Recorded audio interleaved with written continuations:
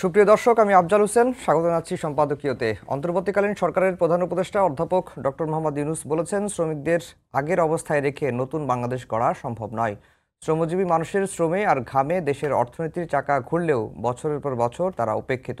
ফলে মে দিবসের চেতনার ১৪০ বছর পরও তাদের ভাগ্যের চাকার তেমন পরিবর্তন হয়নি। এখনও ন্যূনতম মজুরির দাবিতে রাস্তায় নামতে হয় শ্রমিকদের। মালিকের স্বেচ্ছাচারিতায় যখন তখন চাকরি হারাতে হয়। সবচেয়ে বেশি বৈষম্যের শিকার শ্রমজীবী মানুষ। মালিক শ্রমিক ঐক্যের বার্তা নিয়ে আজকের সম্পাদকীয় শ্রম শোষণের উত্তরণের পথ। আর এ নিয়ে আলোচনার জন্য স্টুডিওতে উপস্থিত আছেন সৈয়দ সুলতান উদ্দিন আহমদ, প্রধান শ্রম সংস্কার কমিশন, এবং সুমাইয়া ইসলাম, নির্বাহী পরিচালক, বাংলাদেশ নারী শ্রমিক কেন্দ্র। দর্শক, আপনারাও আলোচনায় অংশ নিতে পারেন, এজন্য আপনাদের ফোন করতে হবে টেলিভিশনে দেখার নম্বরে। এছাড়া ফেসবুকের মাধ্যমেও আপনাদের মন্তব্য পাঠাতে পারেন। আলোচনা শুরুতেই জানিয়ে দেব এখনকার প্রধান শিরোনামগুলো।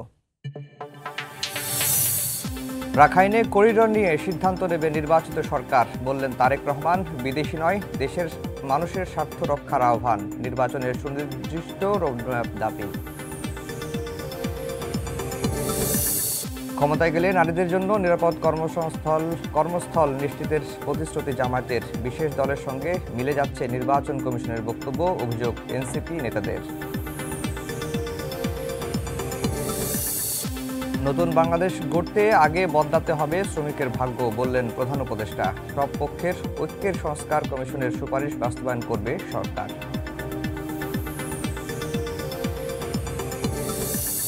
পুলিশকে জনবান্ধব করতে রাজনৈতিক প্রভাবমুক্ত রাখার পরামর্শ বিশিষ্টজনদের। মামলা বাণিজ্য বন্ধের তাগিদ, শক্তি নয় নৈতিকতাকে প্রাধান্য দেওয়ার প্রতিশ্রুতি আইজিপির। এবং পরিবারের ৭ সদস্যকে জিম্মি করে বাড়িঘর দোকানে ভাঙচুর, লুটপাট। ঝালকাঠিতে দেশীয় অস্ত্র নিয়ে মুখোশধারীদের হামলা, জমি নিয়ে বিরোধের জের, দাবি পুলিশের।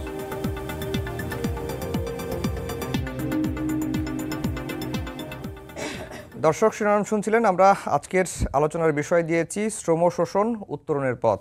সুলতান উদ্দিন আহমেদ ভাই, আপনাকে দিয়েই আলোচনাটা শুরু করব। আপনি শ্রম সংস্কার কমিশনের প্রধানের দায়িত্ব পালন করেছেন। আপনারা 25টি ক্ষেত্রে 450 পৃষ্ঠার একটি রিপোর্ট সুপারিশ সহ জমা দিয়েছেন। আজকে প্রধান উপদেষ্টা যেটি বলেছেন যে শ্রমিকদের আগের অবস্থায় রেখে নতুন বাংলাদেশ গড়া সম্ভব নয়। এখন শ্রমিকদের অবস্থার পরিবর্তন হবে কিভাবে, আর শ্রম শোষণ থেকে উত্তরণের পথটা কি? অনেক ধন্যবাদ সময় টিভিকে আমাদেরকে এই মে দিবসের এই মহান দিবসে দর্শকদের সামনে কিছু বলার জন্য, আমন্ত্রণ জানাবার জন্য। এবং সময় টিভির মাধ্যমে আমি সবাইকে মে দিবসের শুভেচ্ছা জানাচ্ছি। স্মরণ করছি যে মে দিবস 139 বছর আগে এই মে দিবসের আন্দোলন থেকে শুরু করে আজ পর্যন্ত যারা এই চেতনাকে সামনে নিয়ে যাওয়ার জন্য, বাস্তবায়নের জন্য জীবন দিয়েছে তাদেরকে। যেটি আজকে শিরোনাম সেটি কিন্তু মে দিবসের কথা, যে শ্রম শোষণের অবসান কিভাবে হবে, শ্রমিকের মৌলিক অধিকার মর্যাদা কিভাবে রক্ষা পাবে। এটার জন্যই মে দিবস শুরু হয়েছে এবং এজন্যই দেশে দেশে যুগে যুগে শ্রমজীবী মানুষ আপনার সংগ্রাম করতেছে। এখন এটা হওয়ার জন্য অনেকগুলো শর্ত বিদ্যমান। একটা প্রধান হচ্ছে ব্যবস্থা এবং কাঠামোটা, যে কিভাবে সাজানো হচ্ছে তার উপরে নির্ভর করে। এখন যদি খুব গোড়ায় যান তাহলে বলবো যে এই যে পুঁজি কেন্দ্রিক যে আপনার অর্থনৈতিক ব্যবস্থা, এক্ষেত্রে শ্রম শোষণের অবসান করা সম্ভব না, মানে ওই অর্থে যদি বলি। কিন্তু এটাকে সহনীয় পর্যায়ে নিয়ে আসা যায় এবং একে একটি ভারসাম্যমূলক অবস্থা আনা যায়, যাতে করে সবাই যার যার ন্যায্য হিস্সাটা পাবে। সেটির জন্য দরকার যেগুলো, সেগুলোই আসলে কমিশন বিবেচনায় রেখে সুপারিশগুলো করেছে। যেমন প্রথমত হচ্ছে যে সমস্ত শ্রমিককেই স্বীকৃতি দেওয়া যে সে শ্রম দিয়ে তার জীবিকা অর্জন করে। তো এটা যদি হয় তাহলে তারপরেই তার জীবিকা অর্জন যেহেতু করে শ্রম দিয়ে, সেহেতু জীবিকার ব্যাপারটা নিশ্চিত করা, যে তার জীবিকার একটা মানদণ্ড ঠিক করা। হ্যাঁ, এই জীবিকার মানদণ্ড ঠিক করতে গিয়েই কিন্তু এই শোষণের ব্যাপারটা চলে আসে। আপনি যদি এমনভাবে একটা মানদণ্ড ঠিক করতে পারেন এবং কাঠামোটা যদি এমনভাবে হয় যে সেই মানদণ্ড অনুযায়ী সমস্ত ব্যবস্থাটা চলতেছে, তাহলে দেখা যাবে শোষণের মাত্রাটা কমে আসবে। কারণ শ্রমিক যদি একটা ন্যায্য মজুরি পায়, তাহলে ওই শ্রমিকের যে বাড়তি শ্রমের কারণে, শোষণেরটা আসলে একটা অর্থনীতি টার্ম, একটা যে আপনি যে বাড়তি শ্রম দেয় সেই বাড়তি শ্রমটাই হচ্ছে শোষণের একটা উপাদান। এখন এটি করতে পারলে একটা সহনীয় পর্যায়ে চলে আসে। এই জন্য শ্রম সংস্কার কমিশন দেখবেন যে 1 থেকে যে সুপারিশগুলো দিয়েছে, প্রথম সুপারিশটাই হচ্ছে যে প্রত্যেককে শ্রমিক হিসাবে স্বীকৃতি দিয়ে তাকে একটি আইনের সুরক্ষার মধ্যে আনতে হবে। তারপর একটি জাতীয় ন্যূনতম মজুরির মানদণ্ড ঠিক করতে হবে যাতে, এবং সেটা করতে হবে একটি পরিবারের মর্যাদাকর জীবনযাপন উপযোগী। ওই মানে কোনো মতে একটা মজুরি দিয়ে দিলাম আপনি খেয়ে বাঁচেন কোনোভাবে, এটা না। তারপরে তার একটা সামাজিক নিরাপত্তা বলয় থাকতে হবে, যে কোনো কারণে সে যদি কর্মহীন হয়ে যায় তার জন্য কোনো সামাজিক নিরাপত্তার সুযোগটা পায়। অর্থাৎ এটা ভারসাম্য তৈরি করা এবং মৌলিক অধিকার নিশ্চিত করা। হ্যাঁ, এটা যদি করা যায় এবং শ্রমিককে যদি তার আপনার সংগঠিত হওয়ার ক্ষমতা দেওয়া যায়, সে যদি দর কষাকষি করতে পারে তার ন্যায্য হিস্সা নিয়ে, তাহলে এই ব্যবস্থার মধ্যেও একটা সহনীয় পর্যায়ে যাওয়া যায়। এই জন্যই এই জিনিসগুলো তৈরি হয়েছে। এই জিনিসগুলো কিন্তু তৈরি হয়েছে এই পুঁজিবাদী ব্যবস্থার মধ্যেই, যাতে একটা সহনীয় অবস্থা বিরাজ থাকে, কিছু অ্যাটলিস্ট ন্যূনতম ন্যায্য হিস্সারা যেন পেতে পারে। তাহলে শোষণের মাত্রাটা কমে আসবে। হয়তো একটা সময় শোষণের অবসান হতে পারে, কিন্তু সেটা অনেক দীর্ঘ সময়ের পথ। হ্যাঁ, তো এই কয়টা জিনিস নিশ্চিত করতে পারলে আপনার এটা মাত্রাটা কমে আসবে এবং তার ন্যায্য হিস্সাটা সে পাবে। অ্যাটলিস্ট মর্যাদা নিয়ে জীবনযাপন করার উপযোগী একটা পরিবেশ তৈরি হবে। জি, সুমাইয়া আপা, যেটি সুলতান ভাই বললেন যে দর কষাকষির একটা সুযোগ তৈরি করা, কিন্তু বর্তমান যে মানে সময়ে, এই সময়ে দর কষাকষি করতে গেলে প্রভাবশালী যে ব্যবসায়ী গোষ্ঠী বলেন বা প্রাতিষ্ঠানিক যে গোষ্ঠী যারা পুঁজিপতি যারা, তাদের সঙ্গে তো শ্রমিকরা পেরে ওঠে না। এই ক্ষেত্রে কি করা যায়? এটা কিন্তু থ্যাংক ইউ যে আমাদেরকে ইনভাইট করার জন্য, এবং মে দিবসের শুভেচ্ছা দেশে এবং বিদেশে যত শ্রমিক আছেন সবাইকে। সুলতান ভাই অলরেডি বলে দিয়েছে যে আপনি যদি তাদেরকে সংগঠিত করতে পারেন, মানে তাদেরকে ইউনিয়ন তৈরি করতে দেওয়া, গ্রুপ তৈরি করতে দেওয়া এবং তাদেরকে কথা বলার জায়গা স্পেসগুলো তৈরি করতে দেওয়া, তাহলে কিন্তু দর কষাকষি করতে পারবে। শুধুমাত্র চাকরি, পুঁজিবাদী অর্থনীতি তো হচ্ছে সবসময় এক্সপ্লয়টেটিভ থাকে না, শ্রমিকের কাছে সবসময় শোষণ এবং বঞ্চনার জায়গাটা তৈরি করে। তো যদি সেটার প্রাতিষ্ঠানিক এবং অপ্রাতিষ্ঠানিক শ্রমিকরা অনেক সময় পারে ইউনিয়ন ফর্ম করতে, সংগঠিত হতে। অপ্রাতিষ্ঠানিক যারা, তারা একেবারেই পারে না সংগঠিত হওয়ার, ইউনিয়ন করার তাদের কোনো রাইটসই নাই। তো সেই জায়গাগুলোতে যদি আমরা কাজ করতে পারি, এই বর্তমান যে বৈপ্লবিক সরকার, এই সরকার যদি কাজ করে অপ্রাতিষ্ঠানিক খাতকেও যদি তাদের শ্রমিকের মর্যাদার মধ্যে নিয়ে আসতে পারে এবং সবাইকে সংগঠিত হওয়ার, যদি নিজেরা একত্র ঐক্যবদ্ধ হয়, তখনই সম্ভব হচ্ছে দর কষাকষিতে যাওয়া।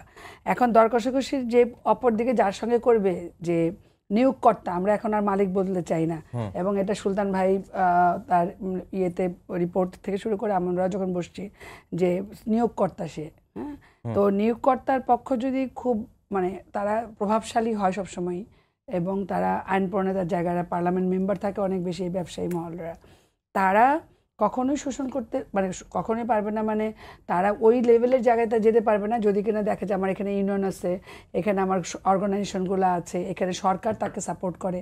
তাহলে কিন্তু এই শ্রমিককে যে শোষণ করে, বেতন না দিয়ে ফ্যাক্টরি বন্ধ করে দেয়, রানা প্লাজার ঘটনা ঘটলো, তাজরিনের ঘটনা ঘটে, আমাদের বিদেশে শ্রমিকরা যারা আছে তাদেরকে নিয়ে যেয়ে কোনো কাজ দেয় না, রেমিটেন্স চুরি হচ্ছে, বন্দি করে রাখছে, মেয়েরা যোগাযোগ করতে পারে না।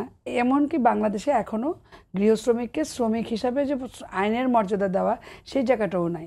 এবং আইনের মধ্যে স্পেসিফিকলি বলা আছে গৃহশ্রমিককে যুক্ত করা যাবে না। যেখানে আপনি শ্রমিক হিসেবেই যুক্ত করতে পারছেন না, তাহলে গৃহশ্রমিক তার এমপ্লয়ারের সঙ্গে কিভাবে দর কষাকষি করবে? এবং আমরা ইদানিংকালের কিছু ঘটনা তো দেখছি, আমাদের মিডিয়াতে আসছে, আর তার আগেও হচ্ছে গিয়ে আমাদের ওই ডেইলি স্টারের যে ঘটনাটা ঘটলো, যে মেয়েটা প্রীতি, তো সেইখানে আমরা কি দেখলাম যে ওই নারী শ্রমিককে মেরে ওই একই বাড়িতে দুটো ঘটনা ঘটেছে, এবং তারপরে কিন্তু তার আর কোনো আপডেট হয় নাই, আপোষ করতে বাধ্য হয় না। তো সেই জন্য প্রভাবশালী মহল সে যেই হোক না কেন, ন্যায় বিচার প্রাপ্তি যদি করতে হয় তাহলে তাদেরকে সংঘবদ্ধ হতে দিতে হবে, শ্রমিকের মর্যাদা স্বীকৃতি থাকতে হবে। আর যেটা গোটা জিনিসটা যেটা যে রাষ্ট্র, যেটা কিনা আজকে মাননীয় প্রধান উপদেষ্টা বলেছেন যে শ্রমিকের আগে হচ্ছে দিবস উদযাপন করেছি, আর এখন হচ্ছে গিয়ে আমরা বলছি যে শোষণ বন্ধ করে সমতার জায়গাটা, প্রতিষ্ঠার জায়গাটা করতে হবে। আর এটা তো এককভাবে রাষ্ট্র করতে পারবে না, তখন সবাইকে মিলে এবং স্বীকৃতি দিয়ে এবং ফলো আপ মনিটরিংটা যদি খুব স্ট্রেনথেনিং হয় তাহলে সেই শোষণ এবং বঞ্চনার জায়গাটা বন্ধ করা সম্ভব। এটা রাতারাতি হবে না, কিন্তু ক্রমান্বয়ে এটা বন্ধ হতে সম্ভব। জি, সুলতান ভাই, একটি কথা যেটি আপা বলছিলেন যে অপ্রাতিষ্ঠানিক খাতটাকেও একটি আইনি কাঠামোর মধ্যে নিয়ে আসতে হবে। আমরা যতটুকু জানি যে অপ্রাতিষ্ঠানিক খাতে 7 কোটির মতো মানুষ বা শ্রমিক কাজ করে। আমি যদি কৃষির কথা বলি যে সংগঠন করার অধিকার দিতে হবে, কিন্তু কৃষি সেক্টরে যারা কাজ করে তারা তো আর সংগঠিত, বাংলাদেশের সংগঠন কি এরকম আছে বা তারা কি সংগঠিত হতে পারে? সংগঠন আছে এবং খুব ঐতিহ্যবাহী সংগঠনই ছিল। কৃষকদের আন্দোলনই তো বাংলাদেশের উপমহাদেশের স্বাধীনতার একটা বড় অংশ ছিল। কিন্তু যতদিন যাচ্ছে ততদিন আমাদের এই সুযোগগুলো কমিয়ে আনতেছি, আমরা স্পেসটা কমিয়ে দিচ্ছি। এই জন্য আমরা বলেছি যে কৃষকরা ইউনিয়ন পরিষদ ভিত্তিক সংগঠন করতে পারবে, অপ্রাতিষ্ঠানিক শ্রমিকরা তাদের জাতীয়ভাবেও করতে পারবে, অঞ্চল ভিত্তিকও করতে পারবে। অর্থাৎ এটি একটা মূল বিষয় যে আপনি যত অধিকারই নিশ্চিত করেন না কেন, অবশ্যই আইন ভঙ্গ হলে পরিদর্শন বিভাগ ব্যর্থ হলে বিচার আদালত সবই থাকতেছে, কিন্তু আপনাকে সংগঠিত হওয়ার অধিকার দিতে হবে। এবং এই সংগঠিত হওয়ার অধিকার কোনো অবাস্তব, কোনো বায়বীয় কোনো বিষয় না। আমাদের দেশের, আমাদের সংবিধান সেই অধিকার সবাইকেই দিয়েছে, সবাই করতে পারে। কিন্তু যদি একটি আইনি কাঠামোর মধ্যে দর কষাকষি করতে হয় যাতে আপনার নিয়োগকারী বাধ্য হবে বসতে, এবং সেটা হবে গঠনমূলক। এখানে কিন্তু আমি যখন বাধ্য বলতেছি তখন জোর কথা বলতেছি না, অর্থাৎ দুইজনের মধ্যে আস্থা এবং মর্যাদার একটা জায়গা আসবে যে আমার একটা আইনি কাঠামো আছে যেখানে আমি আর তুমি দর কষাকষি করবে, একটা জায়গায় পৌঁছাবো। সেক্ষেত্রে কিন্তু এটি মানে সম্ভব সব জায়গায়। আমরা প্রথমেই আমাদের একটা মানসিকতা হচ্ছে, আমরা প্রথমেই ধরে নিই কৃষি শ্রমিকদেরকে আমি চিনব কিভাবে, এরা তো মাঠে কাজ করে, গ্রামে ছড়িয়ে থাকে। কিন্তু আসলে তো আমাদের ইউনিয়ন পরিষদ একটি ইউনিট, একটি স্থানীয় সরকারের ইউনিট। এই ইউনিটকে ঘিরে অনেক কর্মকাণ্ড আছে। তাহলে সেখানে ঘিরে যদি অনেক কর্মকাণ্ড থাকে, এমনকি গ্রাম আদালতও তো আছে আজকাল, তাহলে আমার কেন কৃষকরা, ওখানকার কৃষি শ্রমিকরা একটা সংগঠন করে তারা যদি ইউনিয়ন পরিষদের সাথে তাদের কাজ থাকতে পারে, তাদের ওইখানকার যারা নিয়োগ করে তাদের সাথে কাজ থাকতে পারে, কৃষি অফিসারদের সাথে কাজ থাকতে পারে। এখন একজন মানুষ যদি একজন কৃষি শ্রমিককে 3 দিন বা 1 মাস কাজ করিয়ে ঠিকমতো মজুরি না দেয়, সে কি করবে? তার যেতে হবে তো কোথাও, তার নালিশের জায়গা থাকতে হবে একটা। অথবা একটি মনে করেন একটা ইউনিয়নে 200 কৃষি শ্রমিকের যদি সম্মিলিত কোনো দাবি থাকে, আজকের দিনে কীটনাশক ব্যবহার কারণে কৃষকদের মধ্যে ক্যান্সার বেশি, এটি আপনার স্বাস্থ্য বিভাগেরই অনেক গবেষণায় আসতেছে। এখন এর বিরুদ্ধে তারা কিভাবে প্রতিবাদ করবে? তারা সম্মিলিত ব্যবস্থা থাকতে হবে। এই কীটনাশক কারা বিক্রি করে, এটা কি বৈধ না অবৈধ? আমরা শুনি অনেক সময় যে কীটনাশক বাইরে বিক্রি করা যায় না, সেটি বাংলাদেশে বিক্রি হয়। তো এটা একটা উদাহরণ দিলাম। মজুরির ব্যাপার আছে। সবচেয়ে বড় কৃষকদের, কৃষি শ্রমিকদের যেটা, সেটা হচ্ছে যে কিছু মৌসুমে তাদের অনেক চাহিদা, কিছু মৌসুমে তাদের কাজই নেই। তাহলে সে কাজটা কি করবে? অর্থাৎ প্রত্যেকটা শ্রমজীবী গোষ্ঠীর যিনি অর্থনৈতিক কর্মকাণ্ডের সাথে যুক্ত, এটা মনে রাখতে হবে, যিনি অর্থনৈতিক কর্মকাণ্ডের সাথে যুক্ত তার কিছু না কিছু বিষয়ে ব্যক্তিগত এবং সম্মিলিত ভাবে কথা বলার জায়গা থাকতে হবে। ব্যবসায়ীদেরও থাকতে হবে, কারণ সে অর্থনৈতিক কর্মকাণ্ডে যুক্ত। আর যখনই অর্থনৈতিক কর্মকাণ্ডে যুক্ত তখনই তার সাথে অনেকগুলো বিষয় যুক্ত। কিন্তু শ্রমিকদের জন্য এটা আরও জরুরি। এই জন্য শ্রমিকের তো আর কোথাও যাওয়ার জায়গা নেই, হয় সে আদালতে যাবে না সে দর কষাকষি করবে। আমরা বলেছি যে সবসময় এই জায়গাটা তৈরি হলে আলোচনার মাধ্যমে, আস্থার মাধ্যমে, পারস্পরিক মর্যাদার মাধ্যমে, এই যেটা আপনি আজকে আপনার প্রতিবাদ্য যেটা, যে কোনো একটা সহনীয় অবস্থায় যাওয়া যায়।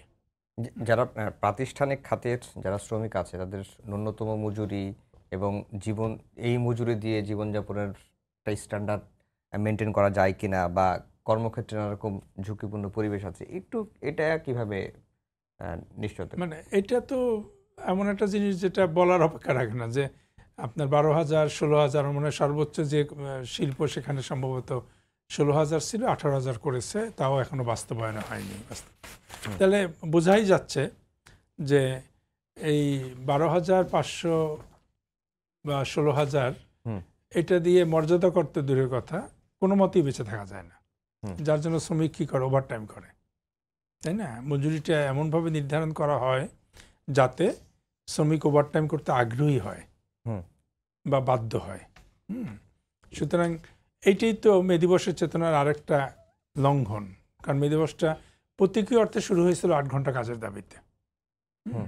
এখন আপনি যদি মজুরির কাঠামোটা এমন হয় যে শ্রমিকের চাবে ওভারটাইম করি, কারণ তার চলার কোনো পথ নেই, হ্যাঁ, তাহলে আপনি মে দিবসের চেতনার কি হলো? শোষণ তো অনেক বড় ব্যাপার, অনেক পরের ব্যাপার। অর্থাৎ এইখানে কত কিছু কিছু জিনিস, এবং এই যে 8 ঘন্টা কাজের, এই যে 10 ঘন্টা বা 12 ঘন্টা এই যে ওভারটাইম সহ, এটি কিন্তু আমাদের কর্মসংস্থানকে ক্ষতিগ্রস্ত করতেছে। কারণ এই সমস্ত প্রতিষ্ঠানগুলো কিন্তু 2 শিফট হতে পারত। হ্যাঁ, 2 শিফট হলে এই আমাদের কর্মসংস্থান হতো, আবার কাজের মাধ্যমে একটা দক্ষ জনশক্তিও গড়ে উঠত। আবার এই যে লোকগুলো 12 ঘন্টা কাজ করতেছে তার উৎপাদনশীলতা কিন্তু ক্ষতিগ্রস্ত হচ্ছে।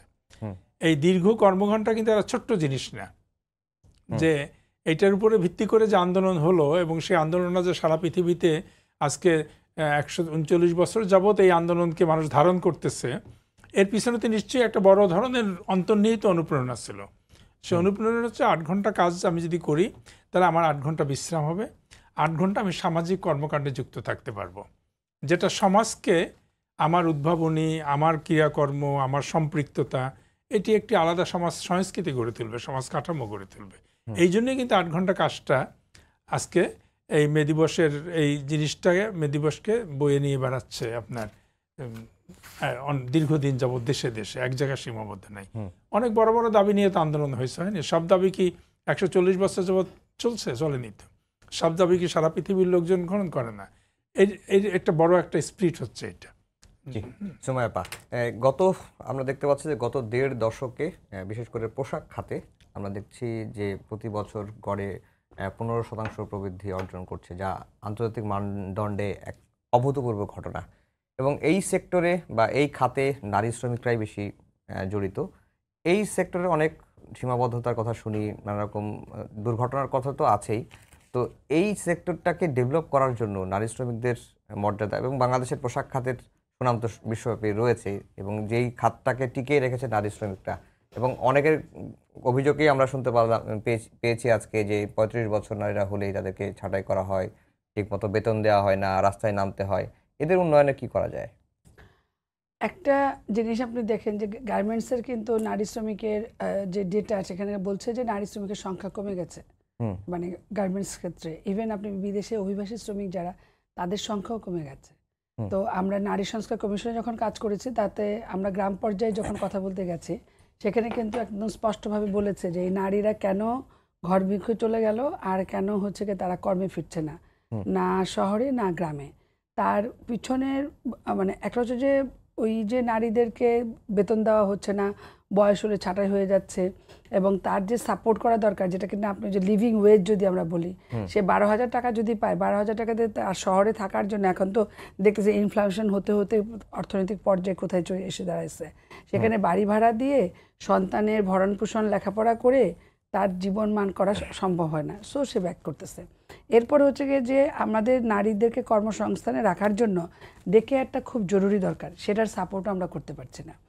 আবার পাশাপাশি হচ্ছে গিয়ে নারী ইউনিয়ন যেগুলো তৈরি হবে, এবং ইউনিয়ন করে যে দর কষাকষি করে তার বৈষম্যের যে জায়গাগুলোকে বা তার শোষণের জায়গাগুলো যে সে প্রতিকার করবে, সব জায়গাতে সেটা করতে দেয় না।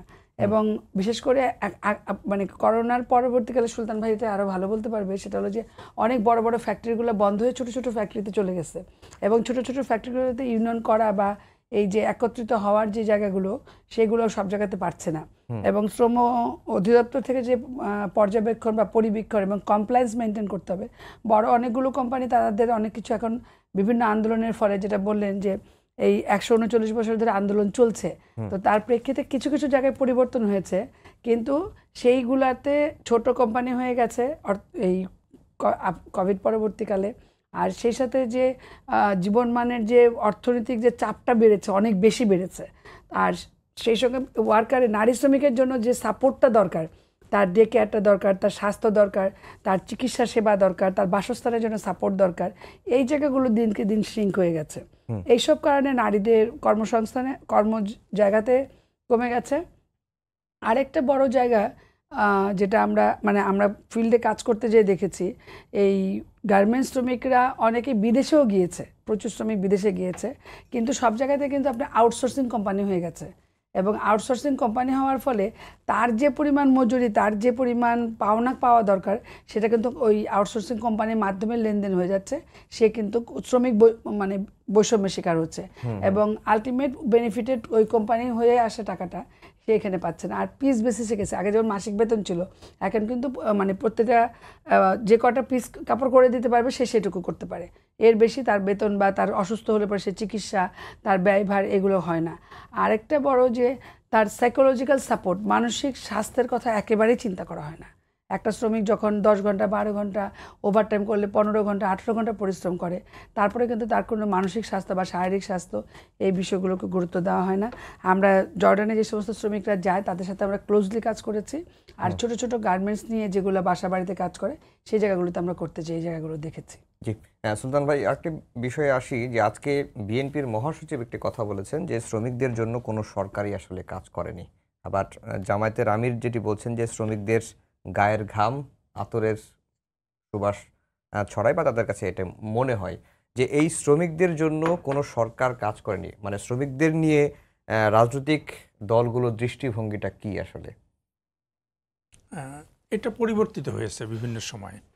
রাজনৈতিক দলগুলোর যে আপনার সিদ্ধান্ত প্রণয়ন প্রক্রিয়া, সেটার পরিবর্তনের সাথে সাথে এগুলো পরিবর্তিত হয়েছে। প্রথম কথা হচ্ছে, প্রথমেই ধরে আপনার মনে রাখা দরকার যে দুটো তিনটে ক্ষেত্রে আমরা কমিশন এবং ব্যক্তিগতভাবে আমি বলতে আমি একা না, আমরা যারা আছি তারা কিন্তু মনে করি যে এই যে একটা অধিকার ভিত্তিক সমাজ হওয়া দরকার, সহানুভূতি ভিত্তিক সমাজ না। ঠিক আছে? আপনার আমি যখন ফুল কিনতেছি আমার এক প্রিয়জনকে দেওয়ার জন্য, তখন ওই গাড়ির জানলা দিয়ে আমি হয়তো মেয়েটার কাছ থেকে ফুল কিনতেছি, 2 টাকা বেশি দিচ্ছে ওকে, সহানুভূতি দেখিয়ে। কিন্তু এটা কোনো সুস্থ সমাজ না। যে সমাজের রুচি হয়েছে প্রিয়জনকে ফুল দেওয়ার, সেই সমাজ ফুল দেখতেছে একটা শিশু ফুল বিক্রি করতেছে, তার প্রতি হয়তো সহানুভূতি দেখাচ্ছে, কিন্তু আমি মনে করি এটার ক্ষুব্ধ হওয়া দরকার তার, যে এই শিশুর ফুল বিক্রি বন্ধ হয়ে তাকে স্কুলে যেতে হবে, যেন আমারও দায়িত্ব আছে কিছু করার।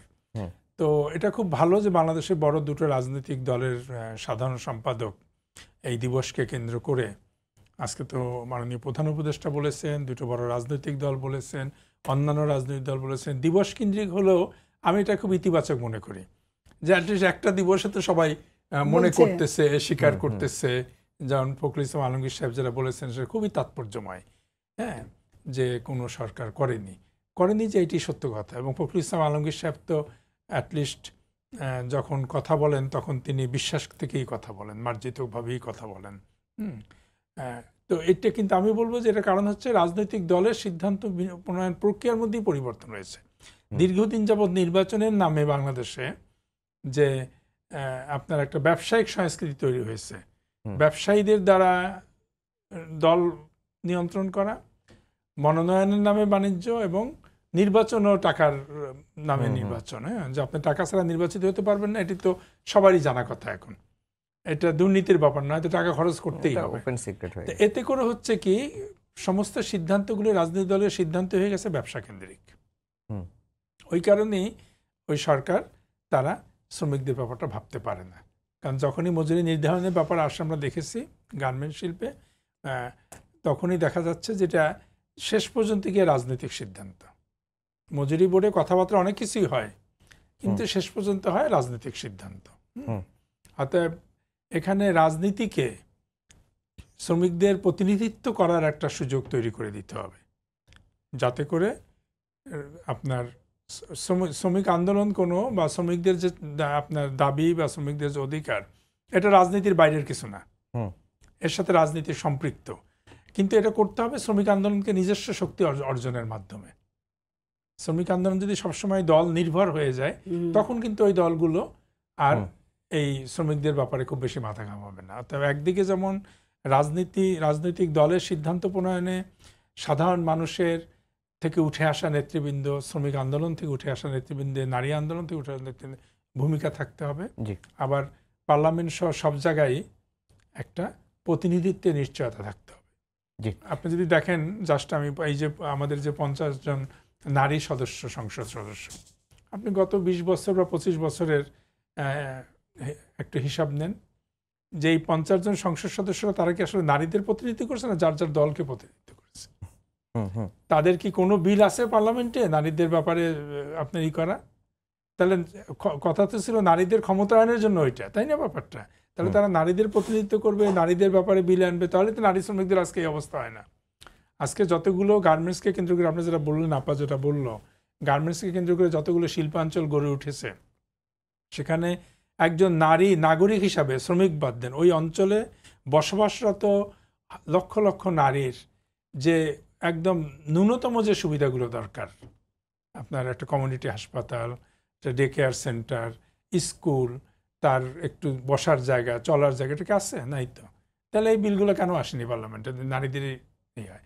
অর্থাৎ সিদ্ধান্ত প্রণয়ন প্রক্রিয়ায় এখন পেশাজীবী, শ্রমজীবীদের, নারীদের, অধিকার কর্মীদের অংশগ্রহণের কাঠামোটা আমাদের এখন চিন্তা করার সময় এসেছে। সুমাইয়া আপা, যেটি সুলতান ভাই বললেন যে রাজনীতিতে শ্রমিকদের প্রতিনিধিত্ব করার সুযোগটা দিতে হবে, আপনার কাছে কি মনে হয় যে, এবং যেটি শেষ পর্যায়ে হলো যে শ্রমিকদের মজুরি নির্ধারণ সরকারি দল, সরকার একটা সিদ্ধান্ত নেয়, কিন্তু শেষ পর্যন্ত আসে রাজনৈতিক সিদ্ধান্ত থেকেই?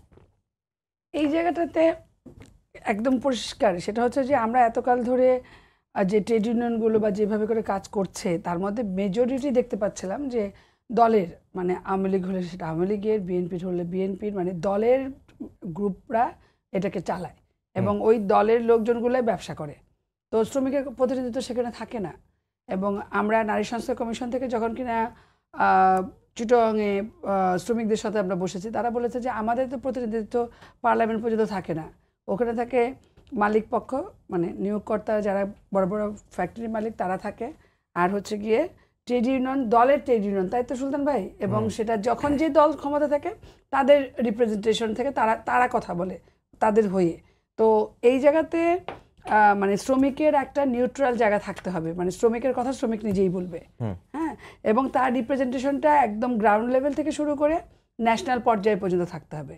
এবং নারীর প্রতি যে শোষণ, এই শ্রমিকের যে শোষণ, এবং সেই শোষণ হচ্ছে গিয়ে সমকাজে সমমজুরি নাই, তার কর্মঘণ্টা নিয়ে শোষণ চলে, তার প্রতি যে অমানবিক আচরণগুলো করা হয় সেটা দেশে এবং বিদেশে, তো সেইগুলোকে বন্ধ করতে হলে পরে নেতৃত্ব বিকাশের জায়গাটা হতে হবে এবং প্রান্তজনের কাছে, গ্রাসরুট লেভেলে যে নারীরা আছে, যে শ্রমিক নারীরা আছে, তাদেরকে সংগঠিত করে একসাথে তাদের আওয়াজ তুলতে হবে। এবং এখানে কিন্তু পলিটিক্যাল পার্টিরা তারা সাপোর্টে থাকতে পারে, কিন্তু তারাই মূল ভূমিকা পালন করবে। তাহলে কিন্তু আমাদের শ্রমিকরা সেই আগের মতো করে যেটা বলেছে যে আজকে, যে এদের কথা কখনো বলা হয় না, কারণ এই জন্য বলা হয় না কারণ পলিটিক্যাল তার এজেন্ডা নিয়ে গেছে, তার এজেন্ডার সঙ্গে শ্রমিকের এজেন্ডা মিলেনি। এবং আমরা যখন ফিল্ডে কাজ করতে গিয়েছি তখন কিন্তু কৃষি শ্রমিক বলেছে, মৎস্যজীবী শ্রমিক বলেছে, যৌনকর্মী যে আছে সেও বলেছে যে আমাদের অধিকারের কথাটা আপনারা বলবেন, এবং আমরা ওই জায়গাটাতে যে কথা বলতে চাই। এবং পার্লামেন্টে যখন কিনা এই সংরক্ষিত আসনে নারীরা বসে, তারা তো কারোর ওই ধনী ব্যক্তিদের রিপ্রেজেন্ট করার জন্য আসছে, ওই যে সিট তো বিক্রি হয়েছে। যদি সেখানে প্রতিনিধিত্ব থাকতো শ্রমিকের, তাহলে এই জিনিসটা হতো না, এবং আমাদের দেশটা অনেক, দেশ বা রাষ্ট্র, মানে পুরো সমাজটা অনেক বেশি সমতার জায়গায় যেতে পারতো। সুলতান ভাই, আমরা একেবারে শেষের দিকে চলে এসেছি। শেষ একটি ছোট প্রশ্ন করি আপনাকে, যেহেতু আপনি কমিশনের প্রধান ছিলেন। শ্রমিকদের অধিকারের বা শ্রমিকদের অধিকার রক্ষায় গণমাধ্যমের ভূমিকাটা কি, আর গণমাধ্যমে যারা কাজ করে তারা আসলে কোন ক্যাটাগরিতে পড়ে? প্রথমটা, দ্বিতীয়টা দিয়ে বলি, গণমাধ্যমে যারা কাজ করে তারা শ্রমিকদের ক্যাটাগরিতে পড়ে। শুধু গণমাধ্যম না, আসলে আমাদের হচ্ছে যে যিনি শ্রম দিয়ে জীবিকা অর্জন করেন সবাই শ্রমিক। একদম, এটা আপনি গণমাধ্যমেই হোক আর সে দিনমজুরি হোক, তাকে শ্রমিক বলতে হবে, তার সুরক্ষা নিশ্চিত করতে হবে। আপনি দেখবেন যে কিছু কিছু জায়গায় ব্যাংক, বিমা, এমনকি গার্মেন্টস সহ বিভিন্ন জায়গায় কিছু পদ এমনভাবে তৈরি করা হয় তারা আসলে শ্রমিকদের চাইতেও অরক্ষিত, কিন্তু তাদেরকে বলা হয় তোমরা মালিকের লোক বা তোমরা নিয়োগকারীর লোক। ঠিক আছে, এখান থেকে বেরিয়ে আসতে হবে। জি যিনি জীবিকা অর্জন করে তিনি শ্রমিক। আমি যেটা বলেছি একবার যে অর্থনীতির সাথে আপনি যখন যুক্ত থাকবেন তখন আপনার বিভিন্ন পক্ষ বিপক্ষ থাকবে, আর জীবিকা অর্জন থাকবেই। অর্থাৎ সেক্ষেত্রে গণমাধ্যম কর্মীরা শ্রমিক, এবং শ্রমিক হিসাবে তারা শ্রম আইনের অংশ। তাদেরকে সব ধরনের সুরক্ষা দেওয়ার দায়িত্ব কিন্তু শ্রম আইন মানে শ্রমিক যে কর্তৃপক্ষ আছে দেখা। এইখানেই হচ্ছে সমস্যা যে আমাদের যারা পরিদর্শন বিভাগ আছে তারা মনে করে যে আমি টিভি সেন্টারে গিয়ে আর কি ইন্সপেকশন করব, বা আমি পত্রিকায় কি ইন্সপেকশন করব। ঠিক আছে, একসময় আমাদের একজন আমার মনে আছে যখন শ্রমিক কল্যাণ ফাউন্ডেশন প্রথম হয় তখন আমাদের শ্রম মন্ত্রণালয় থেকে দুই একটা পত্রিকায় জানা শুরু করেছিল যে আপনারা প্রফিট শেয়ারিং দেন কিনা, কেউ দেয় না। ঠিক আছে, আর সুতরাং এটা একটি বড় চ্যালেঞ্জ। আমরা গণমাধ্যম কর্মীদের সাথে বসেছি এবং আপনারা দেখেছেন যে আমরা আমাদের কমিশনের একটা বড় অংশ গণমাধ্যম কর্মীদের আমরা বলেছি। আমরা আমি খুব মানে সততার সাথে বলি, এই জায়গাটা আমাদের জানাও ছিল না, যদিও আমি দীর্ঘদিন শ্রমিকদের নিয়ে কাজ করি। গণমাধ্যম কর্মীরা যে এতখানি আপনার অবহেলিত এবং অরক্ষিত, হ্যাঁ, তাদেরকে যে টেলিফোন করে বলা যায় যে কালকে আসার দরকার নাই তোমার, এটা আমাদের জানা ছিল না। যার জন্য আমরা এটা খুব গুরুত্ব সহকারে নিয়েছি এবং গুরুত্ব সহকারে নেব। কারণ যারা এই সমাজকে জবাবদিহিতার মধ্যে রাখবে তাদের তো জবাবদিহি হতে হবে। এটা গণমাধ্যমের সাথে আমাদের কোনো প্রতিদ্বন্দ্বিতা না, কারোর সাথেই কোনো প্রতিদ্বন্দ্বিতা না। আমরা ইদানিং আমরা অনেক শুনতেছি অনেক কমিশনের ব্যাপারে অনেকের প্রতিক্রিয়া। কমিশন সুপারিশ দিয়েছে, এর ভিন্ন মত থাকতে পারে যে কোনো কমিশনের ব্যাপারে, সেটা সংসদীয় আপনার পরামর্শও থাকতে পারে। এবং কমিশনের সুপারিশ কোনোটাই পাথরে লেখা হয় না, সবগুলোই কম্পিউটার কম্পোজ করে কাগজে ছাপা হয়েছে। অর্থাৎ যদি আমরা মনেই করি যাদের জন্য এই সুপারিশ, তারা সবাই মিলে না এর চাইতে নতুন কিছু হতে পারে, ভালো কিছু হতে, সেটা আলোচনা হতে পারে, অবশ্যই আলোচনা হতে পারে। আর গণমাধ্যমের ভূমিকা যেটা বলবো, গণমাধ্যম যদি না থাকতো তাহলে এই যে মে দিবস কেন্দ্রিক যে আজকে আমরা সবাই শুনতেছি শ্রমিকদের প্রতি সহানুভূতি দেখাচ্ছে, গুরুত্ব দেখাচ্ছে, এটাও হতো না। যে আমরা যেটুকু, কারণ দিন দিন তো ট্রেড ইউনিয়ন দুর্বল হয়ে যাচ্ছে, হ্যাঁ, করা হয়েছে তাদেরকে দুর্বল। দিন দিন কাঠামোটা এমনভাবে সাজানো হয়েছে যে শ্রমিকদের দেখার ওইভাবে কেউ নেই। আমাদের ভরসাই হচ্ছে গণমাধ্যম। জি সুমাইয়া আপা, আমি চাচ্ছিলাম যে আপনাকে আরেকটু সময় দেব, কিন্তু আমাদের সময় একেবারে শেষ আজকে। সবাইকে ধন্যবাদ জানিয়ে শেষ করছি। আমাদের আজকে সম্পাদকীয়, আগামীকাল আবারও দেখা হবে একই সময়ে। শুভরাত্রি।